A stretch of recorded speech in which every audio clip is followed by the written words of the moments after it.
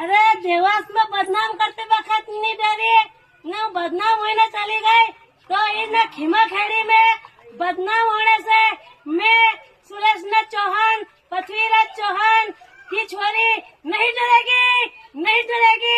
इनकलाब जिंदाबाद, इनकलाब जिंदाबाद।